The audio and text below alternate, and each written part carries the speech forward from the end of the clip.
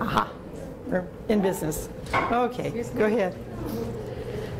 Okay, I think we'll go ahead and get started this morning.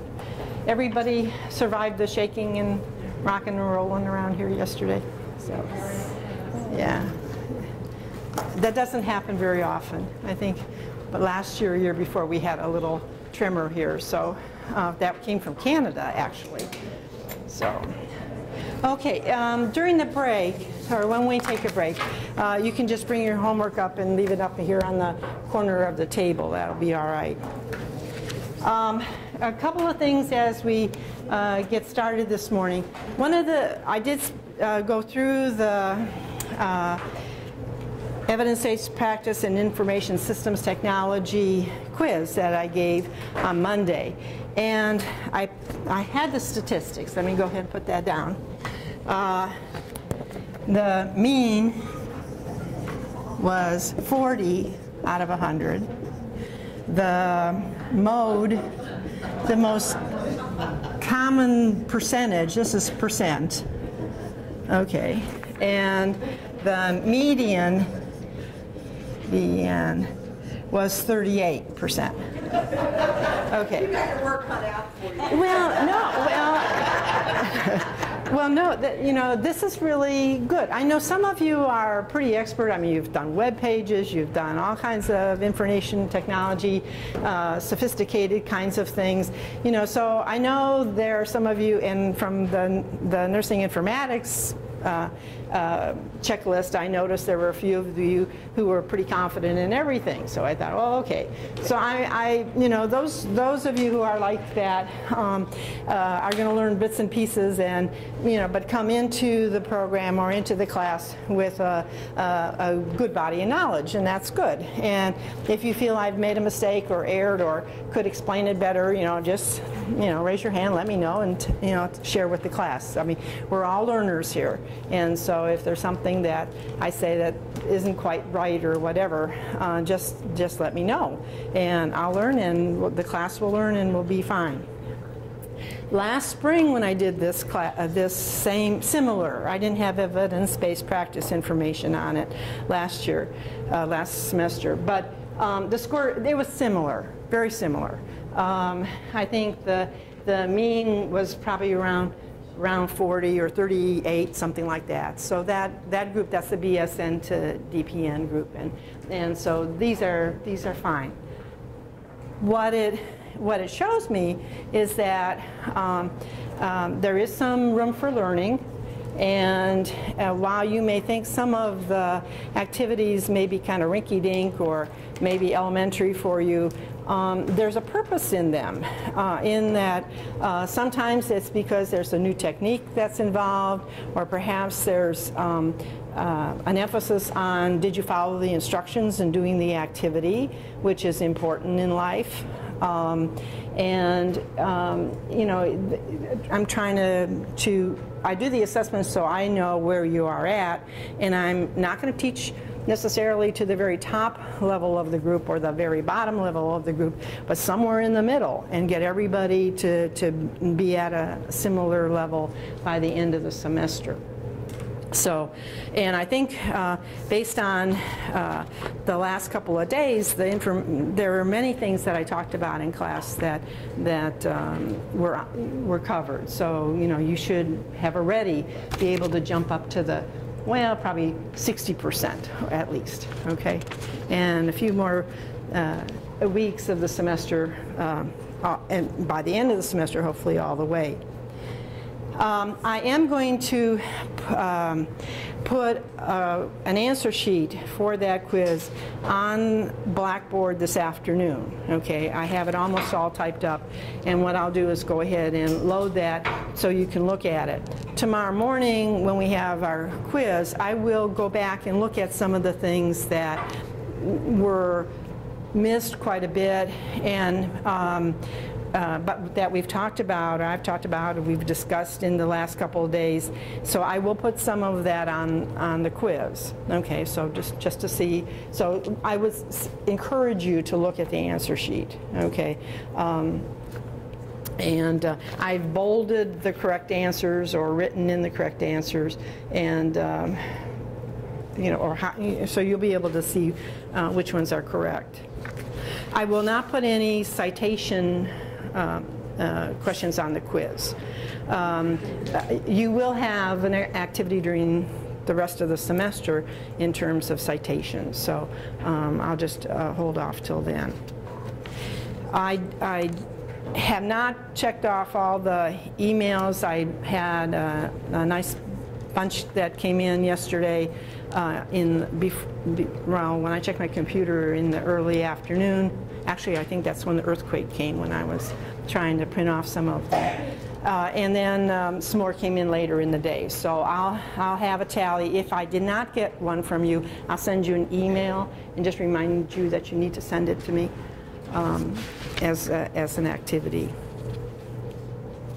Okay. What else was I going to say? So don't feel bad about this. I don't have, you know, I didn't ask you to put your names on them, so that means that I can't give you back and show you how I marked them. Yeah. Dr. Gordon, can you tell me approximately, question-wise, for the quiz tomorrow? Are we looking at a 10-point quiz with 10 questions? Is it multiple guess? Is it essay short answer? It's not going to be. It would be. Yeah, all the above. Short answer, maybe some multiple choice, fill in the blank, underline, no essay, nothing more than a phrase of 3 words. Okay, and probably, I don't know, I'll probably go up a little bit on the, probably 15, 20 points, something like that. It's about 20 questions? Not necessarily. 15 to 20 points. It could be, one question could have two points to it. Okay. Yeah? Do you want us to memorize the history of the web? Is that what I don't want you to memorize anything. Okay. I really don't want you to memorize anything. I want you to learn it. And so let's change that word, but then what was the rest of the sentence? the history of the web? The what? The history of the web. The history of the web. No, just realize that no, you don't. You know, probably, you know, I could put in again. Although on the quiz, you all said that it was developed during the Cold War and military emphasis and things like that. I think, you know, some of you may have an interest in history. And, you know, we do think it's like a history of nursing. I don't know if they teach history of nursing courses anymore. But I always thought that was very valuable. You know, knowing who Nutting was and who Bolton was and who, you know, not just Florence Nightingale, but, you know, the early leaders and what they did. So I think history is important. And some of you may have a real interest in history, and so I provided a little background. The book has a little background. The book has some errors in the background.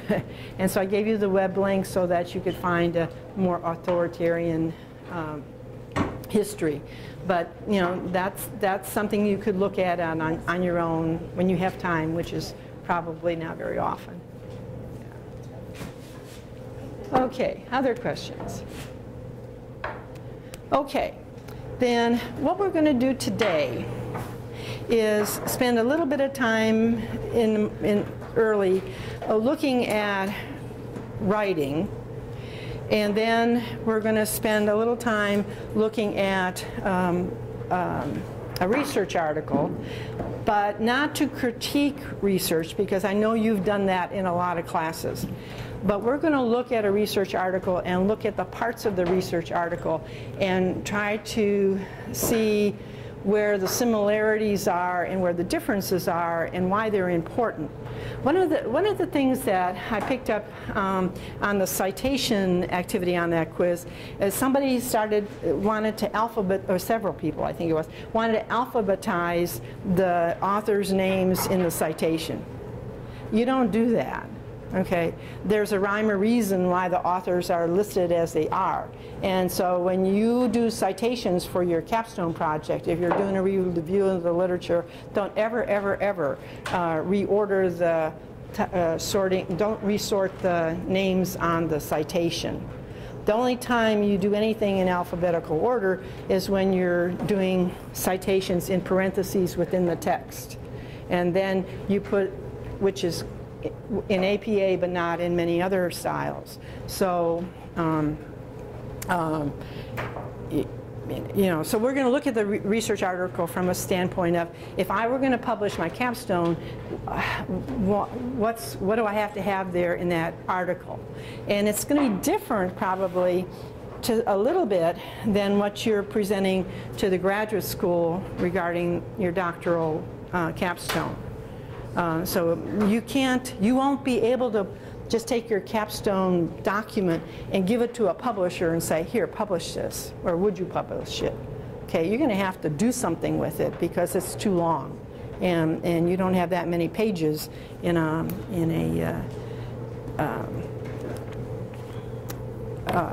article.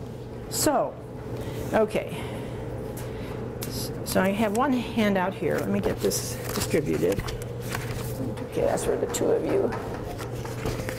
This one, I'm not going to use the screen right now.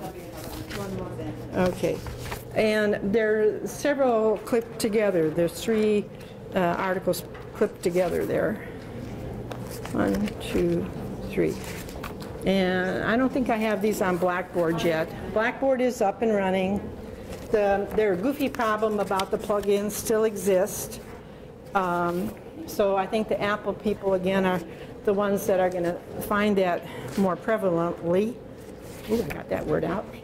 And, but I will make sure that the documents can be downloaded, so that won't be a problem. Okay. Okay, so what is the writing style that you use here at Robert Morris? APA. Okay, how many of you use that in your master's program? Okay, some of you. Some of you who didn't, what was their style? RMU has a handbook, it's basically APA. Okay, so that, yeah, it's based on APA.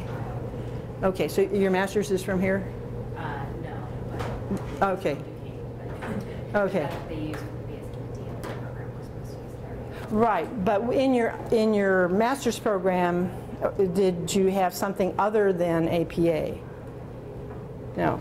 Yeah, APA seems to be the style manual that nursing has grabbed onto and uses, although all nursing journals do not use that style.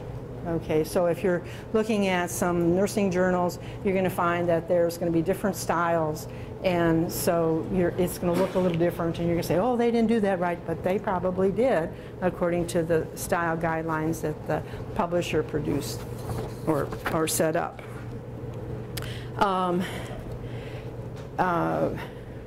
When in the RMU Nursing, School of Nursing handbook about nursing, about the style they want you to use, how helpful has that been? Very. It has been helpful? Are there any confusion kind of things that you've come across? I think there's a couple of errors in it. And I told Dr. Kaufman last week when we were chattering, I said, I'm going to email you what I think are errors and have whoever put that together maybe look at that. One of them is refers to the heading, the first page actually, where it said if your title goes 2 lines that you should double space those 2 lines. But in the example on page 19, I think it is, it's not double spaced.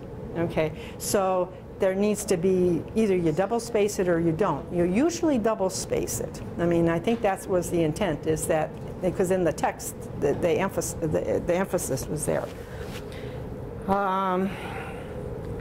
The style, yeah, okay, so there are some things that are modified from APA, but a lot of the things that are there are not APA style, I'm sorry, that have not been modified. So you should have, besides that RMU guide, you should have an APA style manual. Okay, and it doesn't go out of date very often. The problem that has occurred in the last 10 years is just the explosion of technology and using PubMed IDs and using the DOI and these kinds of things. So the changes have been because of the electronic technology. And how do you cite websites, or how do you cite it something you got off the web and not from a library or whatever. OWL has information. They update that website pretty often, but it's not inclusive. I mean, I didn't bring my style manual with me, but you know, it's a pretty hefty sized style manual. The first edition of the first printing of the latest edition has errors in it, and so the second edition came out and subsequent printings, not edition, printings, and they corrected the errors. So I think on the syllabus I indicated if you have the APA style guide, you need the second printing or later. So why in the world do we need style guides anyway?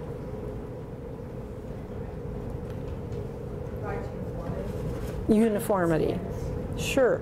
You know, it'd be kind of interesting if you had a journal that let everybody pick their own style, and you know, the citations would be in different format, the way the in-text citations are going to be different. You know, there are a lot of differences between MLA or the Council of Biological Editors style, and so the Oxford style. So there's a lot of differences, and people, you know, there's what, 28 of us here, and if we all wrote something and set up our own style, we do it what would be most convenient for us, which is probably meaning not using too many parentheses or italics or anything like that, right? Just go ahead and use plain text. So styles do help to provide some uniformity among the publishers and among the authors, so that they have some guidelines. And I think for RMU here with the graduate program, they're going to set a style because they want to make sure that when your capstone projects come into the graduate office, or PhD dissertations or master's theses, when they get into the graduate office, the graduate school is going to sit there and page by page go through your document to make sure that you have adhered to the style. And that includes the margins. So if they say in your document is supposed to be 1 1/4 inch margins on the left and the right, and 1 on the top and the bottom, they're going to take their rulers out and actually measure the margins, and they're going to see whether or not you adhered. If you have not done that, and you have some other things that need to be fixed, you're going to get your paper back. You're going to get a piece of paper that says all the things you have to change before they will accept it. So when you go through your, I don't know if you have a final oral exam or not with your capstone project, or with, you know, overall program kind of thing. Yeah, you know, so when you finish all that and you think, oh, I'm done, and then the graduate school throws back your document to you, and there you are, having to spend another couple of hours fixing the things. And usually they're quick fixes, but if you do it right the first time, then you don't have to worry about that. I had many graduate students at Missouri State, and that I was their primary advisor, and the nurses, particularly with the nurse anesthesia students, and so I gave them practice in class, and so that they kind of knew, and so when I'm mentoring them through their project, or there usually was a written document, review of the literature type of document, then they were pretty up to speed. They didn't have many problems. But the graduate school looked at their final product and, you know, threw it back if there were mistakes. So keep that in mind as you're working. If your title page needs to be centered from top and bottom, take your ruler out, measure. Is there equal distance from the top and the bottom? And is the information there centered? One of the big problems that people tend to have, we indent sentences, right? We go like this.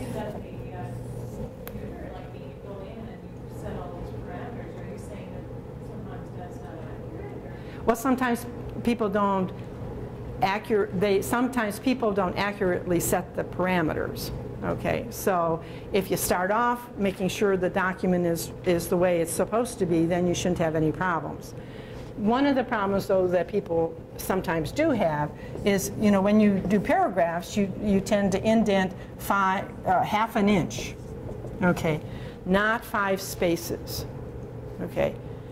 Why a half an inch and not 5 spaces?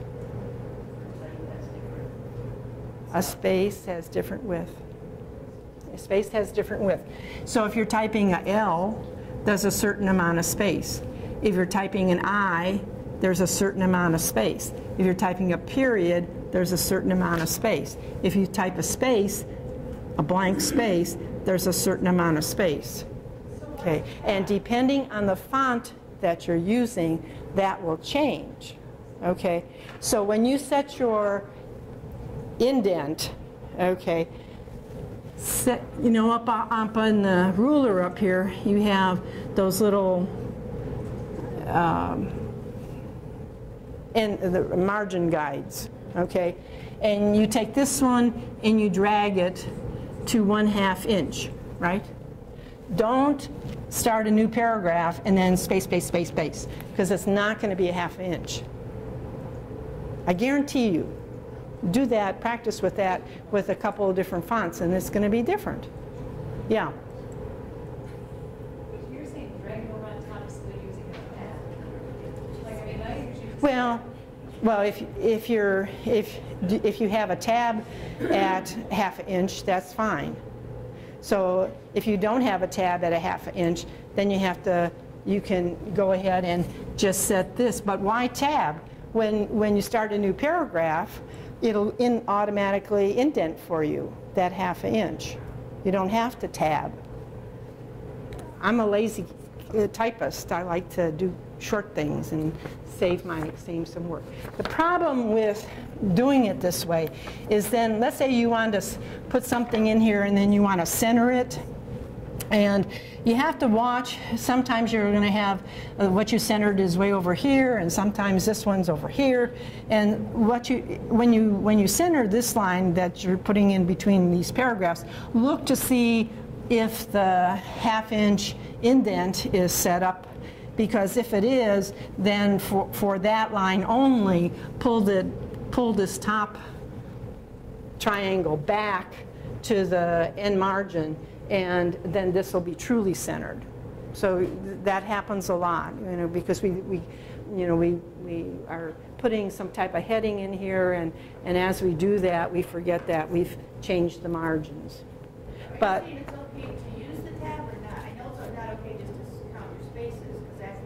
a tab's okay. But the tab is okay, and then hitting the center button is okay. But if you're writing a 30-page paper, and on those 30 pages, most of the things are going to be paragraphs that are indented a 1/2 inch. It's easier to set it up like this rather than trying to remember every time you start a new paragraph that you have to press the tab key. You hit enter, it would automatically... That's right. Yeah, yeah. Okay. Now that's typing, and that's typing 101 probably way back where. One of the other thing is grammar. If you're writing for Oxford University Press or Cambridge University Press, I did with my son in terms of trying to get his book published, I kept thinking, oh my gosh, are we going to have to do the British style of grammar, or can we do the United States style of grammar? And fortunately, we were able to use our grammar. So we could use words like among rather than amongst. The British terminology is usually with the ST at the end of among.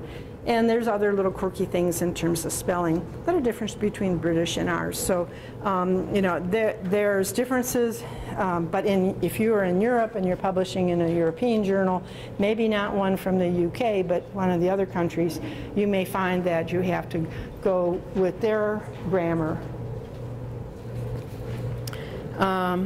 Punctuation, abbreviations. APA likes periods, Okay, and so that's one of the things you have to tolerate with the APA. Right, here we go. Sorry.